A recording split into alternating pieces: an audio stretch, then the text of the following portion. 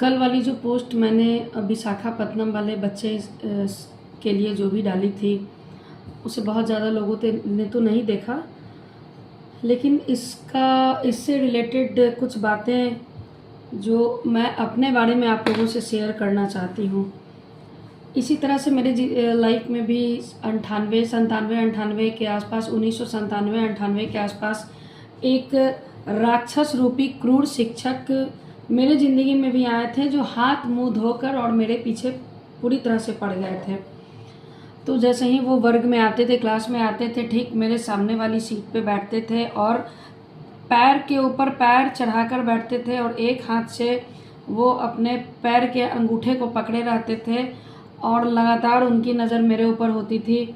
और मतलब जितना ज़्यादा वो मुझे मेंटल टॉर्चर करना चाहते थे वो करते थे उस टाइम मुझे, और अपमानित करते थे मुझे, इंसल्ट करते थे मेरी, अपमानित करते थे मुझे जाति सूचक बातें कहकर मेरा मजाक उड़ाते थे। बहुत भयानक हंसी थी उनकी, बहुत ज़्यादा भयानक हंसी थी उनकी। और लगभग 1-1.5 साल मैंने उनको बर्दाश्त किया। उसके बाद मैंने फिर अपना स्कूल चेंज कर लिया। तो उन्होंने मुझे बहुत ज़्यादा मेंटली तोड़ दिया था। मैं ये सब मतलब दूसरा बच्चा होता तो शायद वो इस चीज़ से ट्रॉमा में चला जाता, लेकिन फिर भी मैंने अपने आप को संभाला और मुझे जहाँ पहुँचना था वहाँ मैं पहुँच ही गई।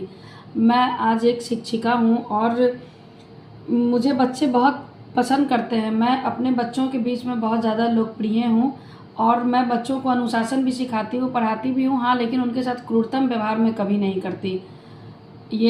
मैं अपनी प्रशंसा स्वयं नहीं कर रही हूँ, क्योंकि मैंने बचपन जो चीज़ झेला वो मैं दूसरे बच्चों को थोपना नहीं चाह रही थी। मुझे पता है कि बच्चों के साथ किस व्यवहार का असर कैसे होता है, तो मैं वो सब करने से बच रही थी बच्चों के साथ, ताकि बच्चों का जो भी बच्चे मेरे स्टूडेंट हैं जो मुझसे पढ़ते हैं, उनका एक नॉर्मल विकास हो ज़िंदगी में। वो जहाँ पहुँचना चाहते हैं, उनकी जो नींव है वो मजबूत हो, किसी डर के साए में उनका